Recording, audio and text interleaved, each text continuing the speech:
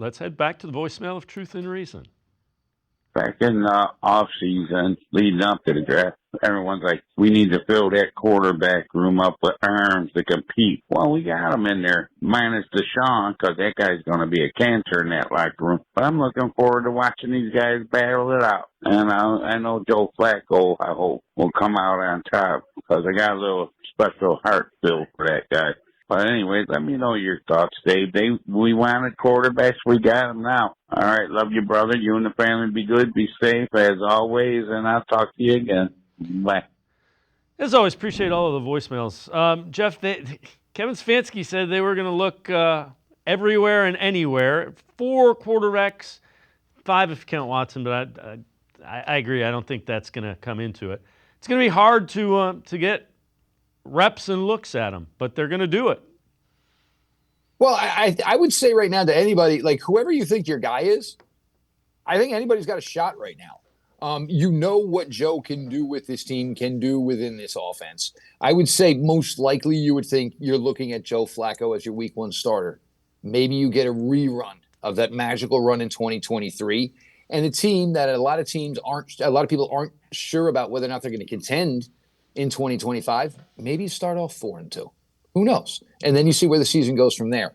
I think Pickett, and I liked the idea of it at the time. I just think now Pickett might be in a real tough spot here. Joe already kind of had a relationship with the team. Obviously, there is 4 years now of investment within Dillon Gabriel, within Shedeur Sanders. So unless Kenny Pickett goes out and just basically shuts the entire conversation down by just playing, the best ball of his NFL life, it could be a tough road for Kenny Pickett. The kids are interesting. Gabriel, obviously, due to his maturity, the amount of time he's played in college football, I think there's a lot of belief within, the Browns coaching staff, that he comes in, and if you said you wanted him to be the starter, you wouldn't normally say that of a guy that you drafted 94th overall. Dillon Gabriel, certainly a little bit different with his age and his experience. Shedeur, and I'd actually gotten a call right after the pick was made.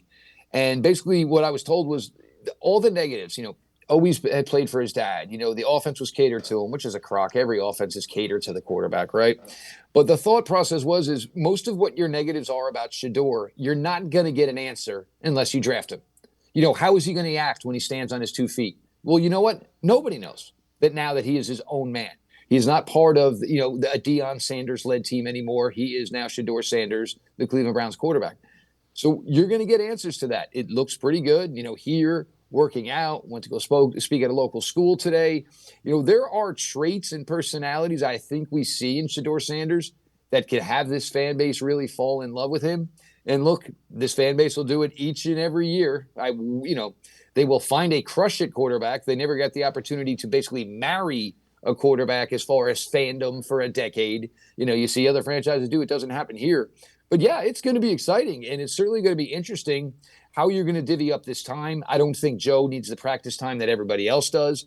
And the other thing is, if you do think he is the starter week 1, there's no sense for him, throwing out every throw in July, throwing every throw in August.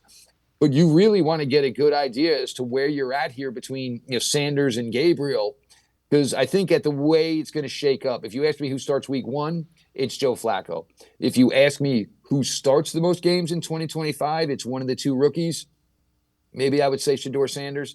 But it's going to be fun. And, this room has been completely ripped apart and redone. And basically, you got 4 guys in there. And for any of the 4 in that room, they probably feel that, hey, if I do what I'm capable of doing, if I play to the best of my abilities, this gig is mine.